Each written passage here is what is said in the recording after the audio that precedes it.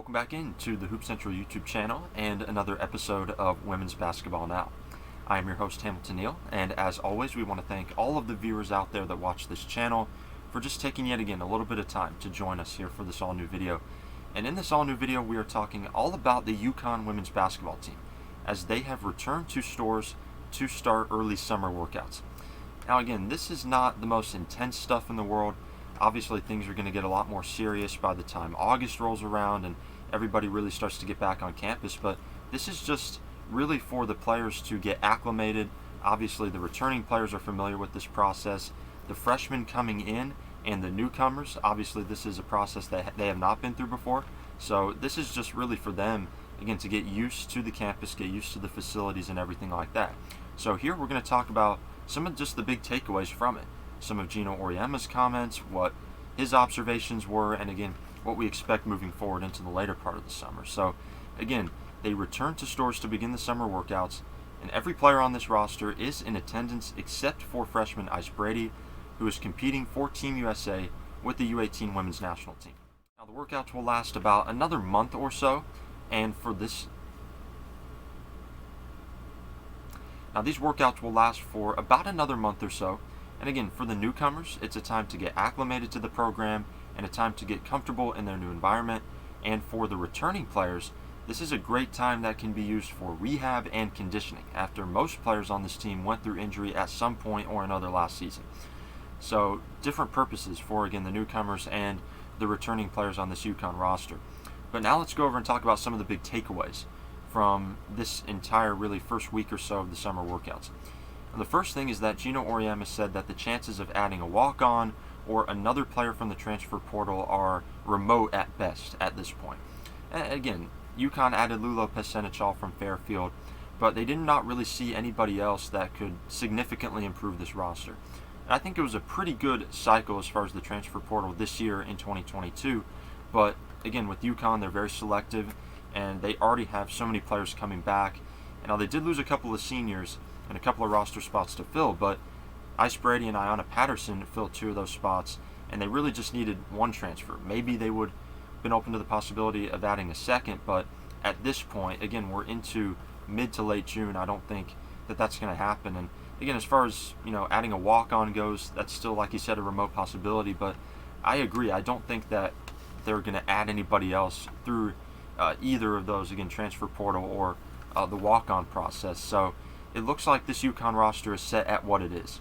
And again, you want some continuity at this point. You don't want to be adding more pieces, trying to get more players acclimated, because when you start these summer workouts, you want to know who you have on your team and that you're not going to have to get anybody introduced or you're going to have to kind of restart this process, that kind of deal. So that's the first thing. Walk-ons, that's unlikely at this point.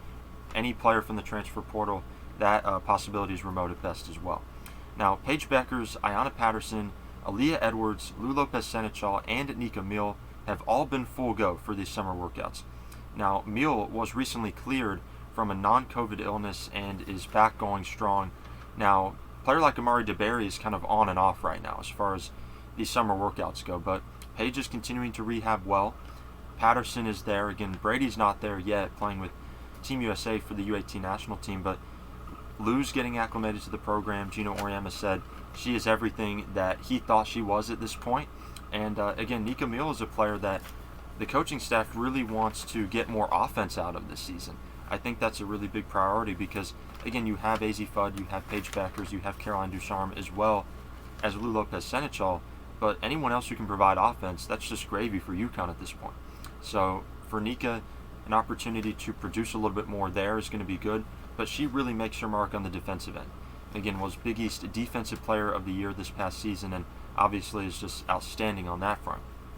But again, when it comes to Amari DeBerry, according to Geno Auriemma, she comes and goes. Some days she's good to go, some days she's coming out a little bit slower and can't participate. So she's on and off at this point. So only 5 players right now are pretty much full go, but that's going to change as time goes on. Now, he would love to see her become a bigger force in the post this season. And he said, really, at this point, it remains to be seen. And he's just waiting to see more. And again, with Geno Auriemma, with these post players, we've talked about need to get more of them involved, because of the fact that they were manhandled by South Carolina. They were manhandled by a lot of other teams when it comes to rebounding this past season. And DeBerry maybe isn't the most physical post player, but she is long and she's athletic and she can move really well. She's very similar to Olivia Nelson-Ododa. I think just with a tad more physicality. And I think, again, with her size, with what she can bring to the table, she could be a good addition to that front court stable consistently if she can get minutes. Because we saw in a game against Georgia Tech, which was a loss for UConn this past season, DeBerry came in, got a couple of buckets, played pretty well. So if she can get to 100%, I definitely feel like Geno should utilize her. Or again, you risk someone going to the transfer portal, to be quite honest with you. And again, that's something that we saw, someone like Piotr Gabriel do. She went to the portal. I don't think UConn fans want to see DeBerry go to the portal. She's pretty talented. Again, was one of the top 20 players coming out of 2021 and was a very, very good addition out of that recruiting class. And I would like to see her get more playing time, really. And hopefully we see that this season. But again, you have Dorka Juhasz, you have Aaliyah Edwards there as the top two post players. So we'll see if DeBerry can get some time, again, along with Ice Brady, who's also very young. Now, as for Dorka Juhasz, currently right now her wrist rehab is getting better every day for Caroline Ducharme.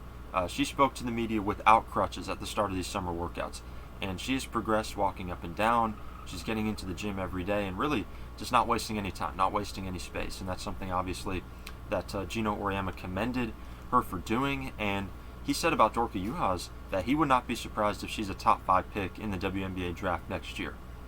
He feels that good about her this upcoming season, and I feel like now that this is year 2 in the program for her, she's going to be a lot more comfortable just playing with her teammates, playing freely, and again, hopefully players like DeBerry, like Aaliyah Edwards, can support her in the post and continue to produce as well.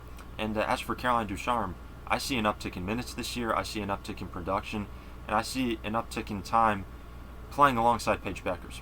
Because when Paige Bueckers was in, Caroline Ducharme wasn't playing a ton every single game.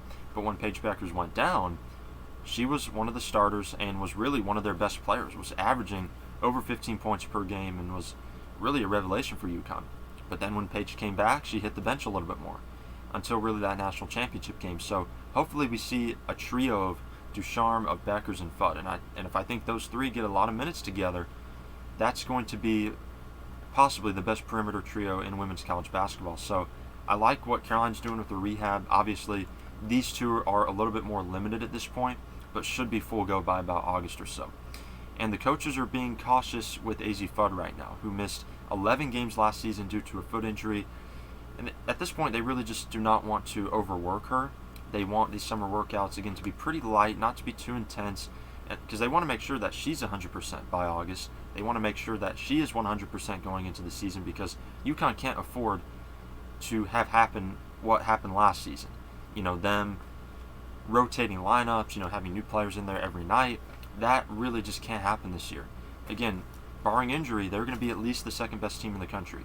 But if they have injuries again, then you're going to see them right there, maybe just inside the top 5, inside the top 10 like it was last year. So if UConn's 100% healthy, and most importantly, Paige Bueckers is 100% healthy as their best player, then they should be right there at least at number 2. And as for Paige, she is staying on campus this summer. Staying through July, staying all through August. And the purpose of this is to prepare and focus for this upcoming season and get her body ready to withstand what she will face this upcoming season. Now, Geno Auriemma noted that Paige Bueckers and Nika Muhl have both taken a much bigger leadership role during this offseason. They've taken just a much bigger stand as far as, becoming leaders on this team and becoming bigger voices in the locker room. And obviously Paige really galvanized everybody right when she came in as a freshman and already really was a leader from day one because she has that quality about her. But Nika Muhl has really got better over time with this. And Geno Auriemma, he noted that Paige Bueckers gets the most contact of any player in the country. Because she's coming off the ball screens, pick and roll action, she's getting knocked around right around that free throw line area, and as she goes in for drives, she seeks contact. I think that's the thing about Paige. She is not scared to drive in on the bigger players and to go in there amongst the trees, even with the mid-range game and again driving. And another thing he noted is that she gets fouled more than anyone in the country. She receives more contact than anyone in the country and should get the most foul calls. but doesn't. So Paige has to get bigger, she has to get faster and stronger to be able to, again, withstand that contact that she's going to face this upcoming season. So good to see her staying on campus, really just to lock in into focus, because this is already junior year for Paige Bueckers, and again, it's really hard to believe that it's already year 3 for her, but we're going to have a full feature on Paige Bueckers year 3 coming up in one of our upcoming videos very soon, so stay tuned for that. Stay tuned for other UConn related content, all women's basketball content, whether that be collegiate, whether that be WNBA. We're going to come to you with all the latest stuff. So this episode and the purpose of it was just to give you some updates on the summer workouts and just the latest and the state of the program right now in UConn women's basketball. So again, that's all the time we have in this video. Again, keep it locked here on Hoop Central and stay tuned for more videos coming up.